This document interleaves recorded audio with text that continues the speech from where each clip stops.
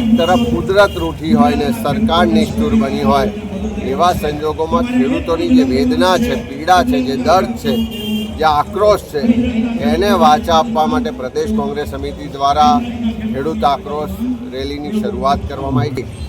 આજે સૌરાષ્ટ્રમાં સોમનાથ દાદાના આશીર્વાદ લઈને શરૂઆત કરી છે। આજે 6 તારીખે સોમનાથથી શરૂઆત કરી છે અને 13 તારીખે દ્વારકા ખાતે એનું સમાપન થશે।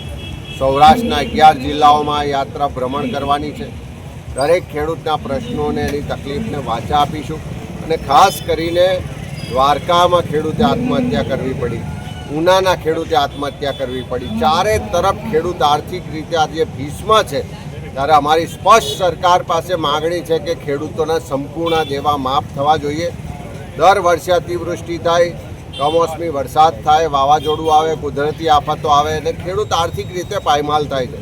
ત્યારે આખા દેશમાં બધા જ રાજ્યોમાં પાક વીમા યોજના અમલી છે, પણ ગુજરાતમાં પાક વીમા યોજના નથી।